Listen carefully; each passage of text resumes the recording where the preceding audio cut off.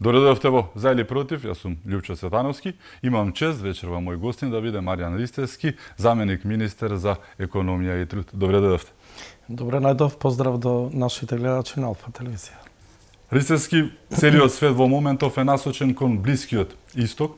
Она што многумина ги тангира, не дај Боже, војна, нели, но последиците кои што може да настанат, зборуваме за регион кој што е буквално преплавен со нафта, 20% поминува од нафтата низ тој Ормузски, нели, теснес кој што е затворен и сите се во исчекување, се надеваат дека набрзо ќе се реши работата и ќе нема последици, но еве првичните моменти се тие, какви се очекувањата.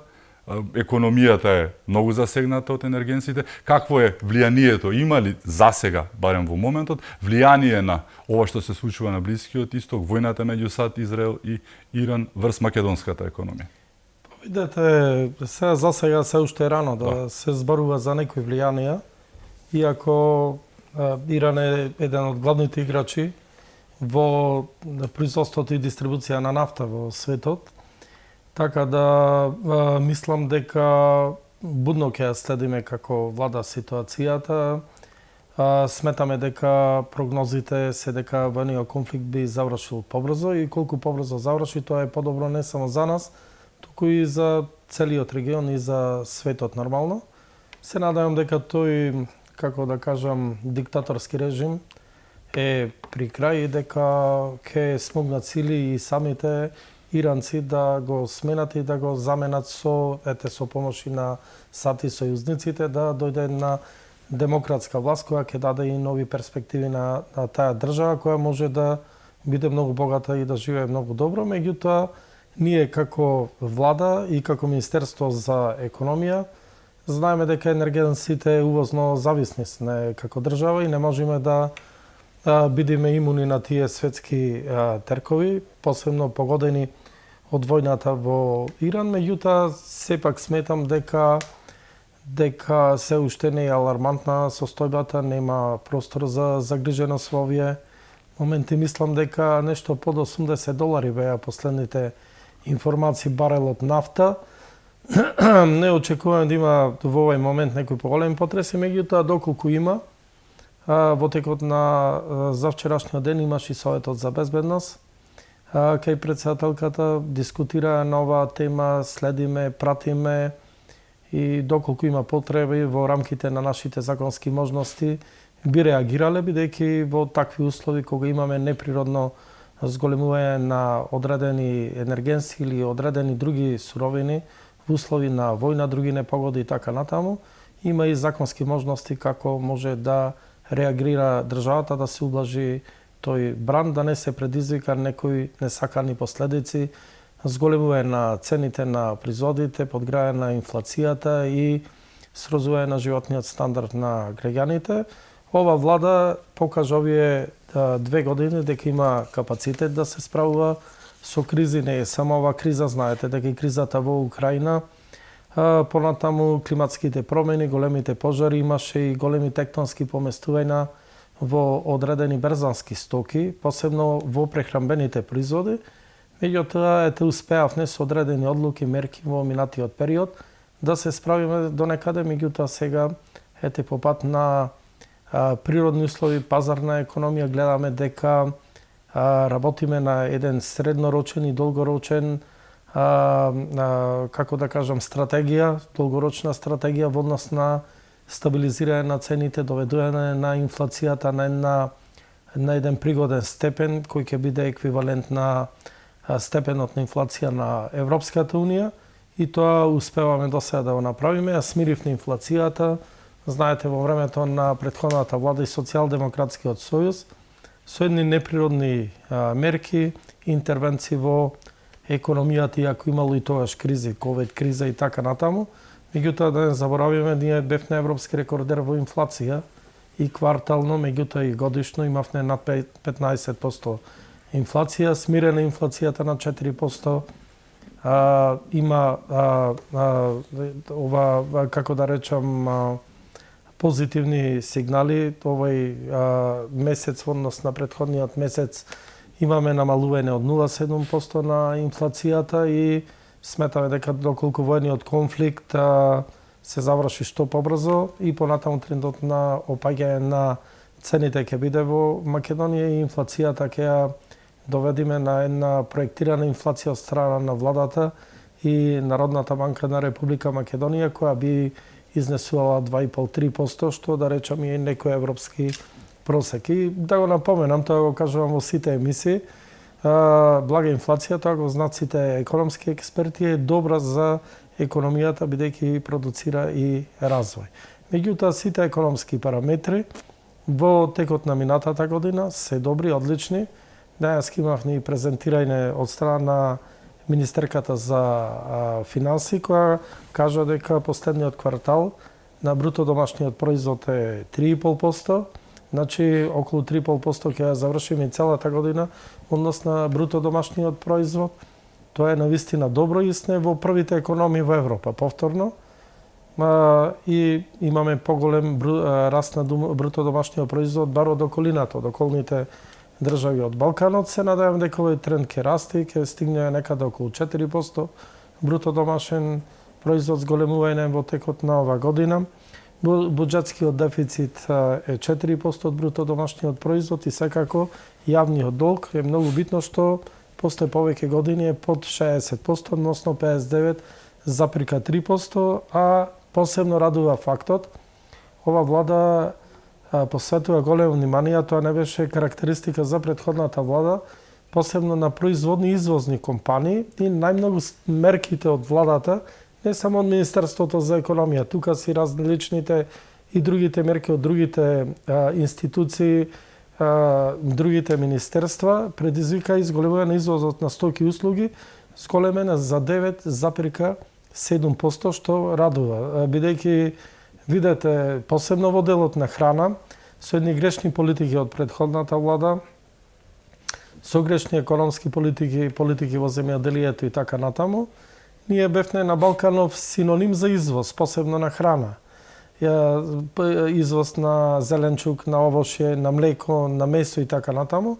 И ние од извозно ориентирана, со едни грешни политики, прераснавме во увозно ориентирана, зависна држава, така да степенот на инфлација кој се јавува во Македонија во голем процент е и увозна инфлација, бидејќи ние увезуваме стоки од странство, тие кои ги увезуваат стоките во Македонија на некој начин ја диктираат и цената. Меѓутоа, да заокружам нова прашање, секако дека зголемувањето на цената на нафтата ги зголемува транспортните трошоци, доколку потрае кризата, тоа може да има одредено влијание на цените на домашното производство, меѓутоа и на увозните цени.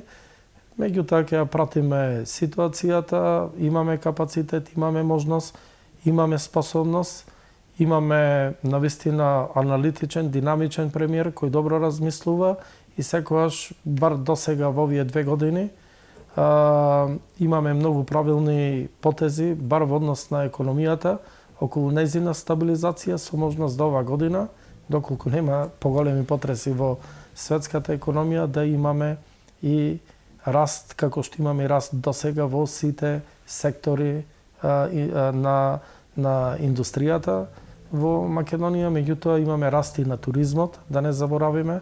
Ласката година имавме пораст над 5% во однос на бројот на туристи од претходната година, над 10% странски туристи, пораст на платите имаме, посебно во јавната администрација, приватниот сектор. Просечната плата е зголемена за скоро 8% и повеќе од 8%, и тоа е добро бидејќи најголем дел од граѓаните ја земат не она минимална плата како што бараат синдикатите, него тоа е еден помал процент, 2-3% реално од вкупно вработените граѓани во државата.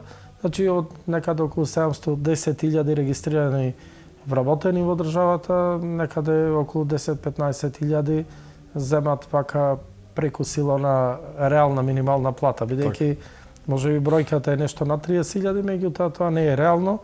Едноставно имаме ние одредени бизниси каде што самите бизнисмени се имаат пријавено на минимална плата, тоа е нивна желба, не е дека е реалноста рува таков доход во текот на месецот.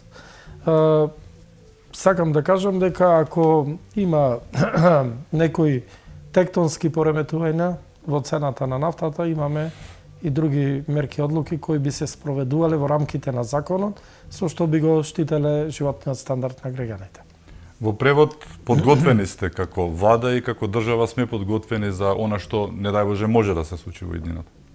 Па да, подготвени сме, имаме капацитет. Знаете и самите, имавме повеќе предизвици во минатиот период и ние не само овај предизвик и другите предизвици подготвени сме да ги дочекаме спремни со навистина една реална политика и предвидлива политика, не е турбулентна политика, бидејќи предвидливоста во економијата дава и добри резултати.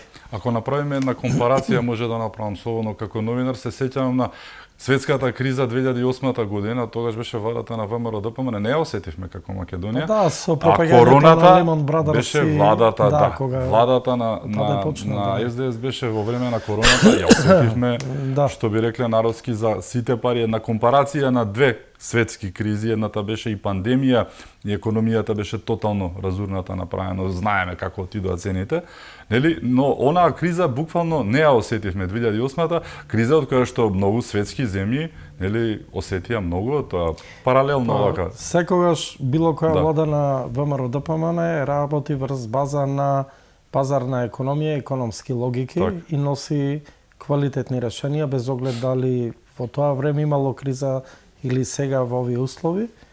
И мислам дека многу подобро економски се возди државата отколку во времето на СДСМ, затоа што постојано кога е СДСМ има некој интервенционизам во самата економија, политика, некои левичарски политики неразбирливи, кои создаваат огромни турбуленции, кои што турбуленции денес ги трпиме. Ве гледате дека се уште ова влада враќа задолжувани обврзници од претходната влада. Враќа одредени обврски кои што ги создале во претходното према фирмите. Со данокот за исто така огромни обврски према вработени во јавни институции.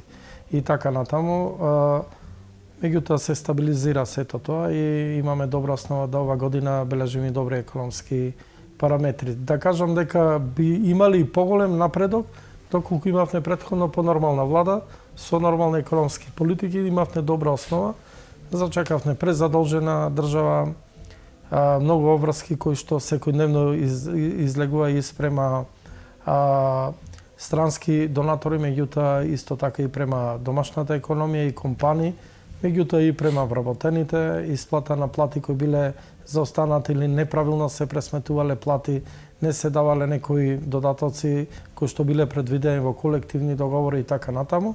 Тоа го прави ова влада и гледате, пример беше со платите во јавната администрација, каде што инсистираме како влада да седнеме и таа разнолико што има во платите, например во јавната администрација, во различни институции, бидејќи сега сме доведени да луѓе на исто работно место во различни институции земаат различна плата. Негде имаме колективни договори во рамките на работодавач, негде имаме гранкови колективни договори, па со општ колективен договор, па со одлуки, правилници, тоа е една тешка какафонија во однос на пресметување на платите. Со последниот потек кој го направи премиерот со синдикатите, како што се САДУ и УПОС, и она последна неправда према тие 11.000 да речем работници во јавниот сектор, каде директно пак е работодавач владата, се исправи со подпишување на тие колективни договори на ниво на работодавач, со цел да во наредниот период се зголеми нивната плата 40%, да не остани просекот на плата во се извинувам тие институции, да биде многу понизок во однос на другите јавни службеници, институции, каде што е работодавач владата.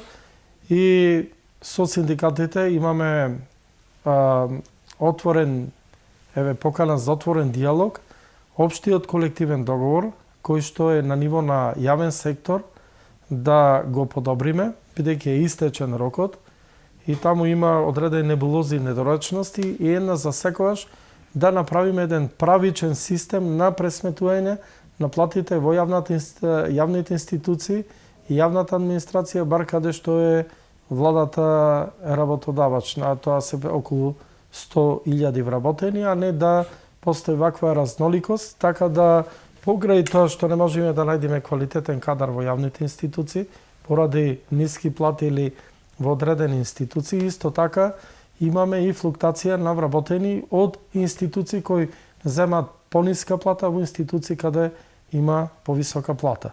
Тоа е направено со едно неквалитетно владење, со едно неквалитетно, како да кажам, потпишување на различни видови на договори кои создаваат една разноликост во платите и тоа создава еден револт кај јавната администрација. Меѓутоа, тоа влие и на продуктивноста во одредени институции во однос на работењето во јавната администрација. Знаеме дека јавната администрација услужна дејност треба да ги врши основните услуги за кои е формирана, тоа се услугите кон граѓаните кои што ги плаќаат и приватниот сектор.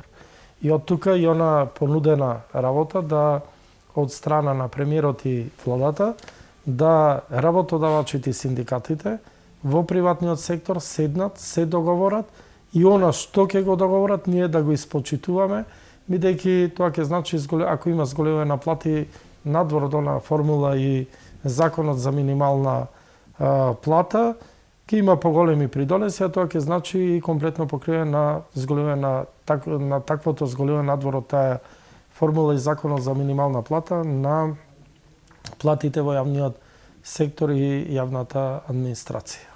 Останува фактот дека пред 20 на месеци кога ја презедовте власта, наследивте држава со буџет за половина година истрошен. Ако се сеќавам, голем дел од институциите, особено јавните предпријатија, нема земено плата, но и покрај сето тоа, од Бихачка, се уште е онаа релативизација дека сите сте исти и дека, нели, особено во економијата, тој дел постојано секојдневно добивате критики, но еве, покажавте ли дека сепак има разлика?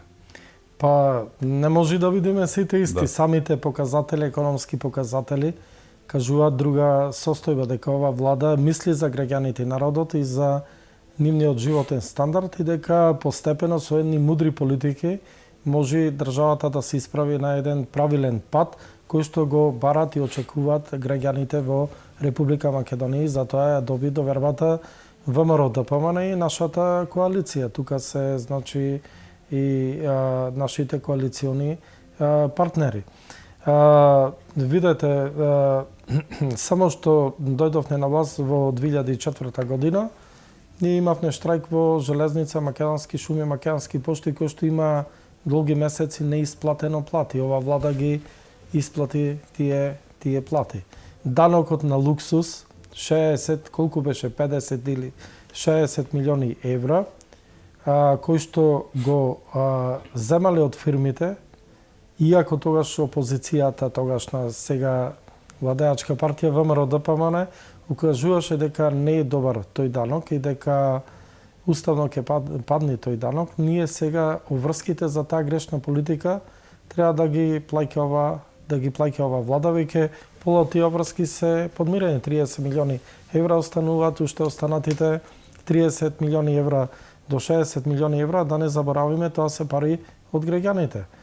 Меѓутоа, штета навистина, има многу грешни политики водено во минатето, а никој до сега не одговара. Иако знаат и самите обвинителства, знаат дека има направено одредени проневери и грешни политики, оштетување на државниот буџет и така натаму, меѓутоа не слушаме дека има поведено постапка против некој бивш министер, раководител, функционер кој предизвикал вакви штетни последици. И мислам дека тоа создава одредени проблеми во по-нормално функционирање на владата во овој период. Меѓутоа, државата е стабилизирана, не треба цело време да се правдаме нормално, животот продолжува понатаму. Едноставно, ние имаме проекција, која што проекција покрај стабилизација, значи економски раст во текот на ова тековна 2026 година. Во превод и покрај она што се случува на Блискиот Исток, граѓаните може да бидат спокојни, бидејќи имаат некои кои што за разлика од оние претходните во превод кажано имаат среќа што имаат постабилна и посериозна влада сега, не дај Боже да беа оние другите имајќи предвид короната, па ако биде нешто на Блискиот Исток, значи во превод може да бидат граѓаните спокојни. Па да, во овие моменти да треба да бидат спокојни, ако не знаеме како ќе се одвива војниот конфликт и какви размери ќе земе, меѓутоа од она што слушаме проценките и на Соединетите Американски држави и на другите коалициони партнери дека брзо би завршил овој воен конфликт, а тоа ќе значи и стабилизирање, нормализирање на односите. И видете, ни еден воен конфликт не е добар бидејќи пред се гинат невини луѓе. И ја споменавте минималната плата. Ристевски, како минималната плата стана политичко прашање во Македонија? Па некој упорно ја наметнува како политичка тема. Видете, минимална плата и не се дискутирала многу во минатиот период, некако е дигната на многу повисоко политичко ниво овој период. Од кои причини ги знаеме причините, пред се политиканство од страна на одредените синдикати, иако тој синдикат, на одреден синдикат, единствен, иако тој синдикат ја подпишал таа формула која денес се пресметува минималната плата на еден трипартитен договор помеѓу владата тогашна, работодавачите и синдикатите, таа формула и денес важи. Видете, кога во услови на голема инфлација имало намалување на куповната моќ и срозување на животниот стандард, не слушнавме во минатото кога СДСМ од тој синдикат барајне да бидат зголемени минималната плата да биде зголемена за 50%. Меѓутоа, сега кога имаме 4% инфлација, кога имаме зголемување, имаме економски раст, имаме други параметри кои покажуваат стабилизирање и зголемување на македонската економија и извозната политика на држава, ние најнаш бараме некои вакви адхок политички изнудени решенија кои што немат нити економска логика, нити аналитика е направено на тоа како излезе таа бројка 50%. Видете, тие секоја се правдат со таа нивна минимална синдикална кошничка. Малку треба да му разјасниме на нашите гледачи.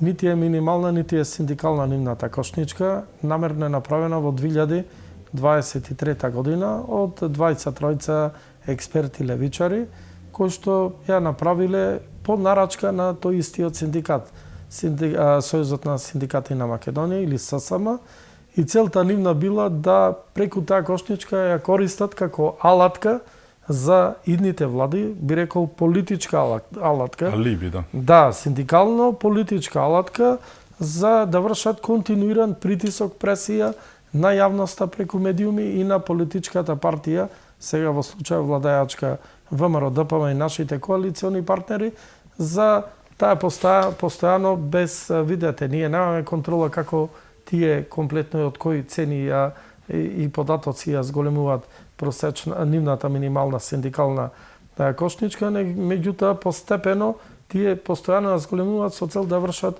притисок на јавноста и на владата за зголемување на минималната плата, а преку минималната плата и на другите плати. За таа и точно се знае, например, формулата што тие договориле, сега малку да се вратиме на формулата, таа е децидна и јасна. 50% од просечната инфлација во текот на претходната година и 50% од просекот на просечно исплатената плата спрема податоците на Државниот завод за статистика, и повторно истата минимална плата е заштитена со еден член каде вели дека 57% од минималната плата не смее да биде пониска од просечно исплатената плата во државата. И тоа е добро, дава некоја сигурност, иако периметарот продуктивност го нема во оваа формула, го изоставиле, од кои причини не знам, бидејќи во пресметување бар на минимална плата треба да се зема периметар продуктивност. Тоа е економска логика, секаде истото се случува, меѓутоа го нема. Меѓутоа, еве, и ваква формула дава некоја предвидливост и правичност во правично зголемување на минималните плати и останатите плати во државата. И сега кога е постигнат договор, триумфален договор спрема нив тогаш, кога излегле, рекле, сега нема да има мешање на политиката, знаеме на медиуми ги гледавме, вика нема да има мешање на политиката во платите на работниците, едноставно формулата ќе ја дава основата за зголемување на платите од тој закон за минимална плата, винина за пресметување на платите и во приватниот и во јавниот сектор. И наеднаш со доаѓањето на оваа влада не важи таа формула, се барат вакви, да речам, адхок изнудени решенија, меѓутоа пред да барат 50% зголемување на минимална плата, треба да одговорат и на некои клучни прашања. Значи, не може само да бараме, а да направиме тектонски поместувања во економијата во Македонија, бидејќи има некои економски логики. Прво, зголемувањето на минимална плата на 600 евра, како што барат, односно зголемување 50% од постоечката, како што беше минимална плата до овој месец, што би значило тоа? Например, како би се одразило на микро и малите предпријатија, трговец поединец или занаетчи, кои што едвај преживуваат.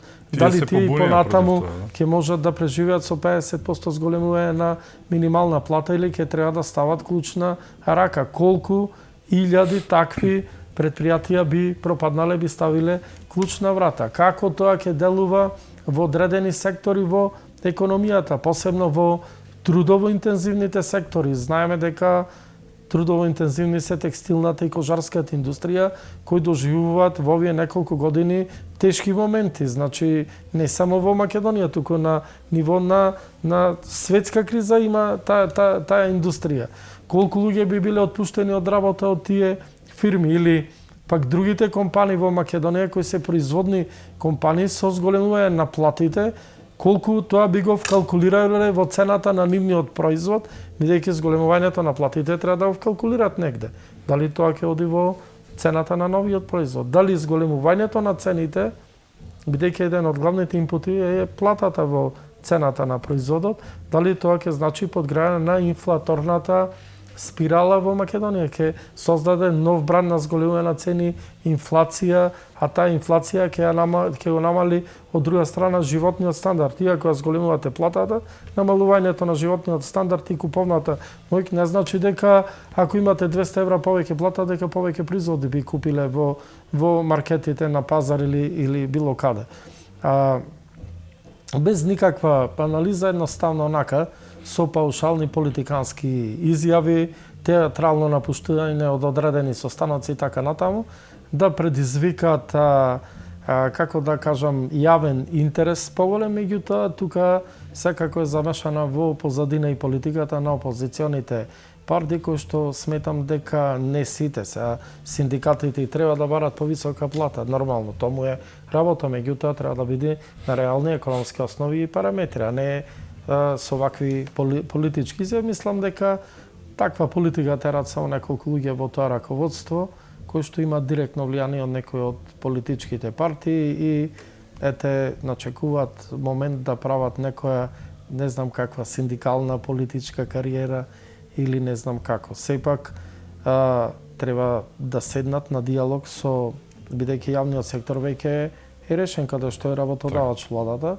треба тие да седнат, дури го трошат времето по улици со давање на такви политикански изјави, да седнат со стопанските комори, со организацијата на работодавачи, а ако има можност за зголемување, да зголемат платата, и на наредниот економско-социјален совет, каде што учествуваме сите, да дојдат со заеднички предлог.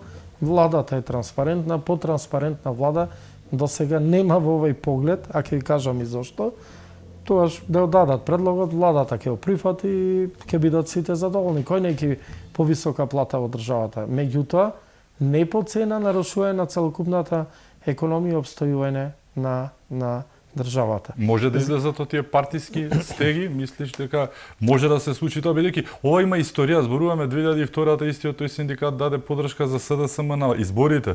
2018-та даде поддршка за промена на името, нешто што го протежираше СДСМ. Јас прв 7 пат се години чудев тој молчеа, синдикат да. да поддржи промена на име. Тие треба да се борат за синдикални движења, а не за политички моменти во државата и чувствителни прашања, како што беше промена на името и на името на Република Македонија. Мислам, срамно истиот е тој синдикат, луѓето ги знаат, ги препознаваат постепено и сите оние кои се реални, добро, нормално е секој човек, човечки е да сака повисока плата да има. Нормално е, кој неки повисока плата, меѓутоа тоа да биде на реална основа и да има предвидлива политика, да не прави турбуленции во економијата и во нормалното живење, работење на оваа држава. Оваа држава има кревка економија, ние не сме економија каде што имаме водечки дејности се висока технологија и каде што можеме да извезуваме такви производи, да диктираме темпо на светскиот, на странските пазари. Ние сме кревка увозна економија и треба многу внимателно во било која економска политика, не само во однос на платите, на било што треба многу внимавање. Меѓутоа, зошто сакав да кажам ова влада е многу транспарентна? Прво, економскиот социјален совет кој што го држеле претходно, го држеле не стално во владата, сега се удостоени во владата. Го држеле во некоја канцеларија од тогашното Министерство за труд и социјала, каков премиер не одел на економско-социјални совети, освен да подпишат некои вакви политички договори, каде што сите заедно триумфално излегувале како победници тој синдикат со тогашната влада. Сега на секоја седница од економско-социјалниот совет оди премиер, најмалку 4 министри и сите релевантни фактори кои се повикани во државата. И ние отворено дискутираме. Премиерот отворено дискутира со релевантни податоци, параметри и вика дај да најдеме решение заедничко, меѓутоа да биде на реална основа, да има логика решението. Едноставно нема слух. Кај еден од тие два, сега се два репрезентативни синдикати, дај Боже понатаму да имаме и 3-4, колку повеќе мислеј на слушаме, толку подобри решенија се носат. И едноставно гледаме театар во последниот период, а во позадина сигурно делува и политика, да. Велите дека сте транспарентни, за жал и опозицијата и ССМ се транспарентни, но од поинаква гледна точка во аспектот на буквално преведен зборот прозирни, провидни во однос на тоа што се случува. Кога премиер и сите министри од влада биле на 2 пати на пратенички прашања во текот на еден месец. Сега имаме во текот на утрешниот ден имаме пратенички прашања. Минатата недела пак имаше пратенички прашања. Ние сме транспарентни пред јавноста, нема криење, нема што да криеме. Излегуваме со податоци, со емпириски бројки, се она што треба да биде достапно да го знае јавноста, бидејќи таа јавност не гласа нас. Ние треба да бидеме во секој поглед транспарентни, а не како претходно што се правило или гласа на закони на брза лента со европско знаменце. Знаете како да дури небулозни закони ги гласа со такво европско знаменце. Во средување на работите на терен многу е битен оној закон за нефер трговски практики. Најавени се драконски казни за трговците, дури и до 400.000 евра, но не само по нив удирате и по доставувачите во овој дел. Значи се работи на терен, не само како закон, тука се инспекциите и се. Како функционира ова за сега? Па тој закон е револуционерен закон, првпат се спроведува во Македонија и првпат се регулира односот помеѓу добавувачи и купувачи, односно, ајде да речам трговците, маркетите и трговијата на мало и на големо. И тој закон бил најмногу побарање на самите добавувачи, односно производителите и домашните производители. Не треба да заборавиме, бидејќи има многу објаснувања за законот, меѓутоа законот основната цел е и заштита на домашните производители. Бидејќи порано биле и во подредена улога, а ќе ви кажам зошто. Пред да влези производот, стоката во маркетот и да биде изложен на раф, кај што може да го види купувачот, односно граѓанинот, тие договарале работи влезна цена со попусти од 30, 35 и 40% на некои од производите кои влегувале со различни измислени работи да биде повидлив на рафт, не знам, маркетинг и така натаму со цел да добијат поповолна цена. А од друга страна не била ограничена ни маржата, можеле да стават маржа колку сакат и да го понудат на купувачите. Сега она што му го барале работ на добавувачите, тие 35-40% мора да и вкалкулират негде и вкалкулирале во цената на производите и на крајот од денот сето тоа го плаќале повторно купувачите, односно граѓаните. И затоа овој закон е многу битен за да даде една стабилност во стабилизирање на цените на подолг рок, на среден и долг рок, бидејќи преку регулирањето на односот добавувачи преку недозволување на нефер трговија и трговски практики, 27 такви се утврдени во тој закон, да не дозволиме нереално и неекономско зголемување на цените, бидејќи пазарната економија треба да биде основа за формулирањето на цените, понудата и побарувачката. Исто така, домашните производители биле и подредени во однос на одредени принципели. Тоа се овие големи фирми кои што увезуваат во Македонија, тие се помоќни, имаат повеќе пари, можат да платат за тие измислени услуги, маркетинг и така натаму. И секогаш домашните производители биле во понеповолна ситуација на одредени рафтови. Затоа треба најмногу за овој закон да функционира, да бидат поборници домашните производители. Ме разбирате? Од друга страна, утврдени се 27, како што кажав, нефер трговски практики. Ова е земене европска директива, е земене рол систем од 3 закони за нефер трговски практики. Тоа се поблиските земји, значи не се одело подалеку Данска, Холандија и така натаму, него Словенија, Бугарија и Хрватска и е направен према наши услови. Исто така треба да напоменам дека во законот се предвидени и казни. Казните тогаш ги предвиделе 20.000 евра, највисоката казна, значи до 20.000 евра, скалесто е казнувањето и законот го контролира Комисијата за заштита на конкуренција. Значи го носи Министерство за економија и труд, а го контролира Комисијата за заштита на конкуренција или како популарно ја викаме КЗК, која е пак под надлежност на собранието. Тие доколку утврдат нефер трговски практики, дали тоа ќе биде по пријава, по дојава, по допрен глас може да биде. Дали тоа ќе биде по нивно видување, значи тие можат да изгледат да и проверат тие договори, тие имаат право да ги казнат. 10% работ не сме да надминува 10% работот, кој сега го земат и ограничен со овој закон. И тој работ треба да биде на годишно ниво 10%. Тоа не значи дека можат во одредени периоди да надминуваат или помал или повисок работ. Да, може. Меѓутоа годишно збирна не треба да биде повеќе од 10%, со значи влезната цена се ограничува на 10% работ на самите стоки од добавувачите кон купувачите, односно трговците. И доколку се утврди од нивното видување, имаат право да ја казнат, тие работат во текот на оваа година цело време, сега ги сублимираме податоците, увидува некои технички пропусти во законот, бидејќи првпат се спроведува и имплементира. Мислам дека во наредниот период за брзо време ќе бидат предложени до владата промените во законската регулатива од технички аспект, меѓутоа најголем промени ќе има во казнената политика. Тоа го најави и премиерот нормално, бидејќи 20.000 евра за големи маркети, тоа е многу мала казна, скоро да не речам ич.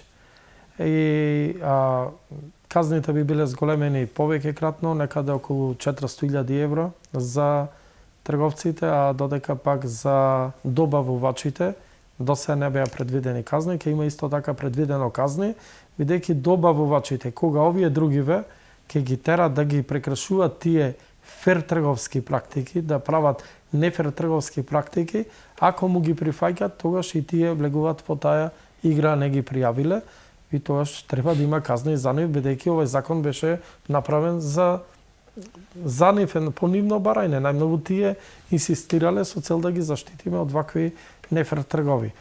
Мислам дека законот добро почна да функционира, иако комплетно можеби не се спроведува, меѓутоа направена на поголема практика во Македонија. Наредниот период со зголемување на казнената политика се надам дека во поголем процент ќе се почитува и спроведува законот. И да напоменам дека досега има преку мислам 30 предмети оформено за нефер трговија, изречени казни околу 150.000 евра. Тие не се можеби наплатени, бидејќи има право после странката да обжали пред управен суд.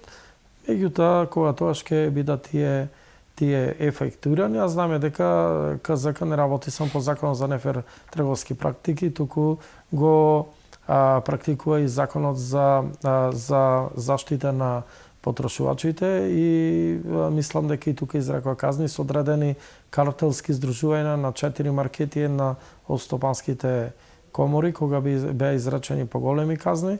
Меѓутоа, такви картелски здружувања имаше, мислам, и во осигурателните компании со одредени осигурувања. Ги охрабрувам во овој момент сите оние кои учествуваат во овој целокупен систем на снабдување на маркети и трговијата со производи, а му е понудено нефер трговија, односно договори со нефер практики да пријавуваат во КЗК. КЗК ревносно ќе работи и ќе постапува према законската регулатива во наредниот период. Колку се подготвени инспекцијските служби кои што се главни во моментот на контролирањето, но и констатирањето на оние злодејанија кои што може да се прават и ќе се прават? Дали се подготвени за ова? Да, апсолутно подготвени се. Видете, пред се Европската Унија во едни од реформите беше изголемување на капацитетите на инспекцијските служби. Тоа го правиме. Под нас се 2 инспекцијски служби. Тоа е Државниот пазарен инспекторат и Трудовата инспекција. Вчера баш на економскиот совет имавме точки за извештај на двете работењето, годишното работење од двата инспекторати. Да ги пофалам и двата инспекторати, одлично ја вршат својата работа, иако треба обемот и понатаму да се подобруваат и ги зголемуваат своите перформанси пред се со човечки кадари, стручни луѓе кои би влегле во тие инспекцијски служби, со цел да не се дозволи да имаме поголемо сузбивање на таа сива економија.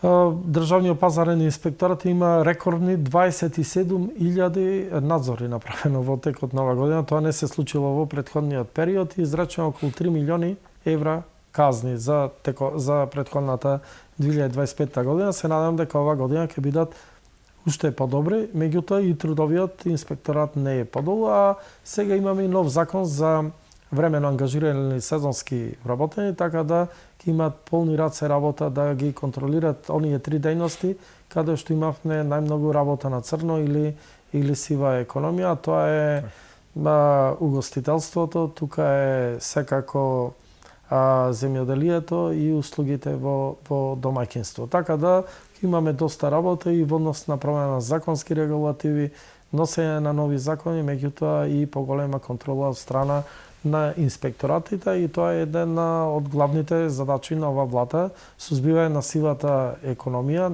минимизирање незино и подобрување на целокупната економија во Македонија. Имаме уште теми за отворање, ќе зборуваме токму за сивата економија, ќе зборуваме за доекипирањето планирано на Државниот трудов инспекторат, ќе зборуваме за што да очекуваме во Македонија во оваа 2026 година. Сепак сме во зародишот неизин, што да очекуваме во економијата. Со нас е заменик министерот Маријан Ристевски. Се враќаме веднаш по рекламите. Останете со нас.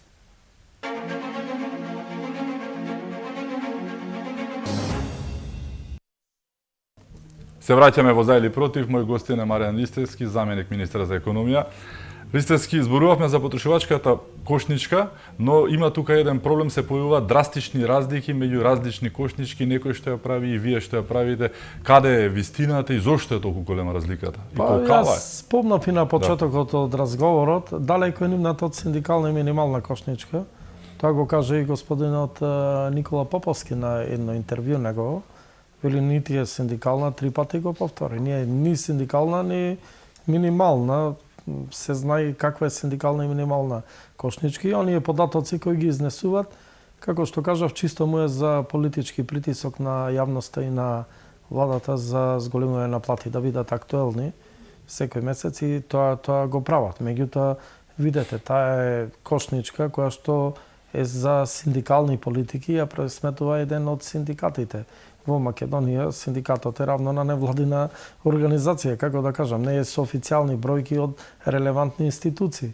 За жал, во Македонија од 2010 година порано ја пресметувал просечната потрошувачка кошничка Државниот завод за статистика. И ние снимале некоја официјална сума колку изнесува просечните трошоци за едно просечно 4 члено македонско семејство, од кои причини тоаш можеби не знам од кои причини е да не нагаѓам е прекинато пресметувањето и тие си го презеле како ексклузивно право тие да го пресметуваат. Меѓутоа, таа не е релевантна бројка и сегде каде што се пресметува просечна кошничка, си ја пресметуваат релевантни институции од државата врз база на релевантни податоци. Видете, просечната кошничка или минимална кошничка и да ја пресметате.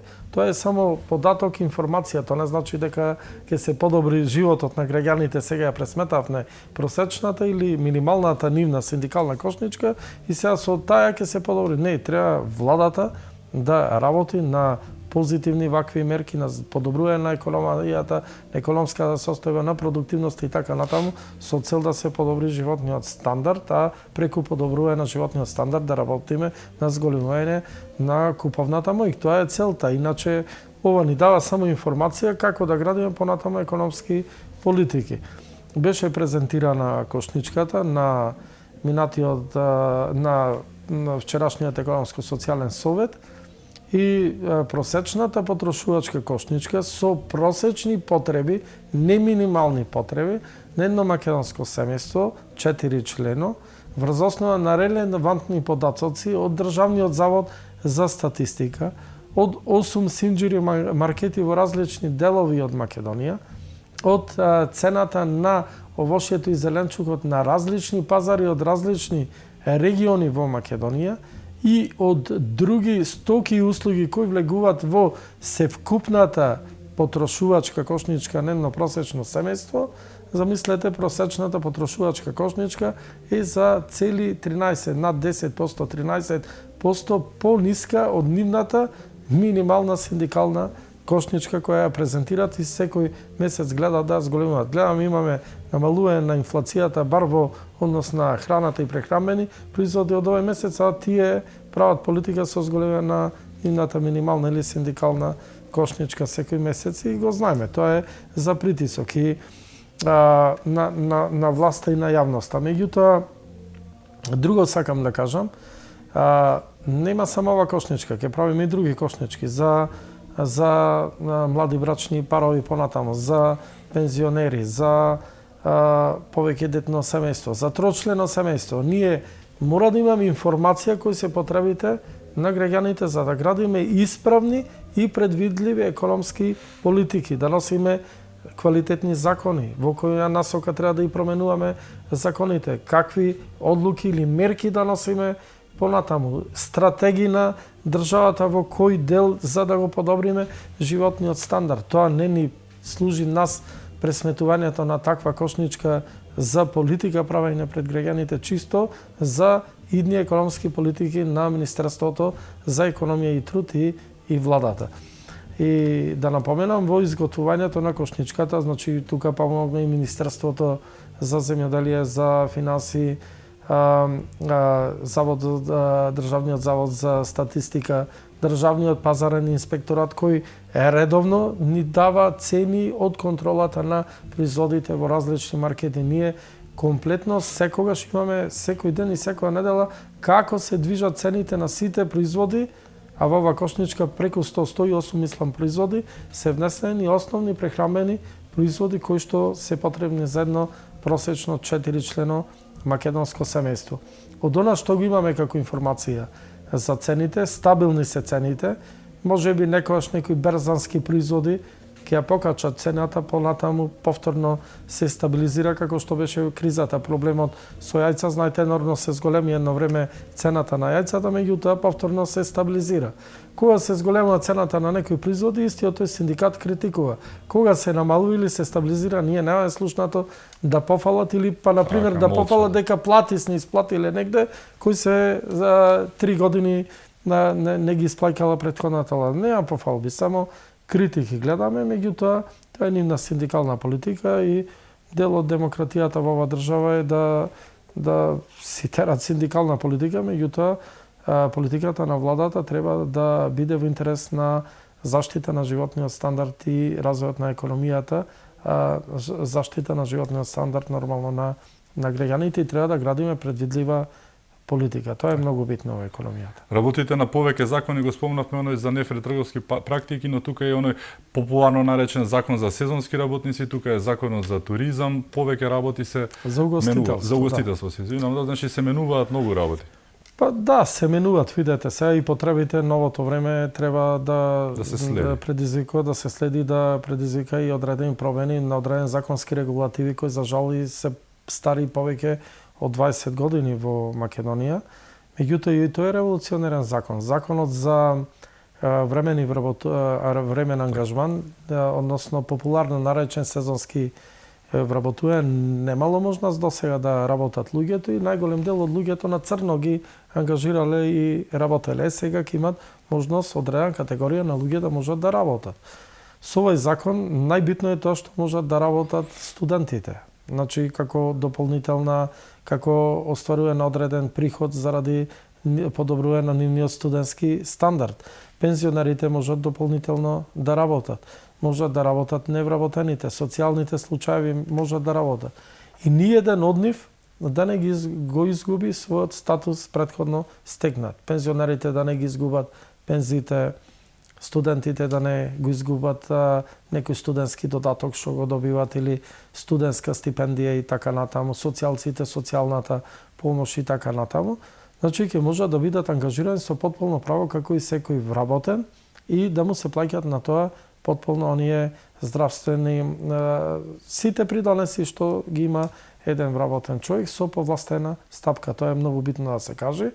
Што е добро за работодавачите со овој закон е тоа што нема да имат проблем како до сега, полесно ќе можат да најдат вработени, да не ги вработуваат на црно и да ги кријат, него со една да речеме едноставна апликација во текот на денот и од мобилен телефон од лице место ќе можат да ги пријавуваат. Ќе можат да ги пријавуваат на неколку часа, онолку колку што ги ангажираат. Така да, бидејќи се сезонски вработени, да не правиме забуна кај работодавачите, ограничено е ангажирањето. 60 дена е ограничено ангажирање за еден од сите овие категории луѓе кои што ги спомнав, или пак во земјоделие ограничувањето е 180 дена, а мислам дека околу 120 дена беше ограничувањето во угостителска дејност. Значи, овие три области кои што испомнав се офатени: угостителство, земјоделие и услуги во домаќинство. Ќе видиме кои ќе бидат ефектите од овој закон. Очекуваме дека поголема група на пред се законот е за сузбијање на сивата економија, работата на црно. Мислам дека ќе можат околу над 15.000 луѓе да ги искористат овие позитивни страни од законот за сезонско вработување. Такви се предвидувањата. Ќе видиме, ќе сублимираме на крајот од годината. Првпат се спроведува ваков закон, ако и треба некои промени исто во тој закон, ќе ги направиме. Не е тоа Библија или Куран дадене за секогаш. Законите треба да трпат одредени промени, да се прилагодуваат на новонастанатата ситуација и мислам дека можеби по барајните од стопанските комори имавме барајне да биде и проширен тој закон и на други дејности, например градежништво и така натаму, каде што има потреба од работна сила. Што значи, од една страна работодавачите добиваат дополнителна работна сила, оти се помалку има на пазарот на трудот, а од друга страна па на лицата му овозможуваме на сите овие категории лица да овозможат дополнителен приход, посебно младите луѓе и студенти. Спомнавте дека ова е дел од битката со сивата економија. Што друго се прави за сузбивање на сивата економија во Македонија? Па подобрување на капацитетите и перформансите на инспекторатите. Така. Многу битно е, видете, можете да направите најдобри закони, ако тие закони немаат контрола, некој кој што ќе ги контролира, тие остануваат, како да кажам, тоа го кажувам стално, мртво слово на хартија, нели? Затоа и една од реформските агенди на Европската Унија е реформирање на инспекцијските служби и подобрување на нивните капацитети и перформанси. И со кадар, меѓутоа и со обука едукација, да бидат постручни, покомпактибилни и покомплетни кога излегуваат на терен и ги контролираат субјектите кои што ги контролираат. За крај, еве, што да очекува Македонија во 2026, така што кажав, сепак сме на почетокот, еве влеговме во третиот месец од годината. Што да очекуваме во 2026 во однос на економијата и трудот? Па, очекуваме само позитивни работи, да се надеваме дека војниот конфликт во Иран што побрзо ќе заврши. Ако е така, проекциите се одлични, околу 4% раст на бруто домашниот производ, раст во сите економски гранки во Македонија, зголемување на извозот, подобрување на туризмот во Македонија, значи повеќе туристи и прилив на финансиски средства од туризмот и полнење на буџетот во Република Македонија, подобрување на животниот стандард, инфлација 2,5 до 3% и се она што значи подобар квалитет на живот на граѓаните за оваа текона 2026 година. Имаме капацитет, имаме можност, имаме динамична влада, транспарентна влада и мислам дека ќе успееме во овие заложби. Благодарам што бевте мој гост. Благодарам. Ми беше чест. И мене. И благодарам и вам што бевте со нас, да сте ни живи и здрави и секако чувајте се многу.